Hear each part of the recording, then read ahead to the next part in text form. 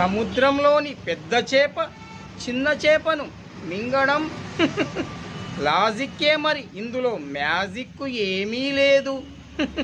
కోటీశ్వరుడు హత్య చేసి కోర్టుకెళ్ళి నిర్దోషిగా బయటకు రావడం లాజిక్కే మరి. ఇందులో మ్యాజిక్ ఏమీ లేదు మరి.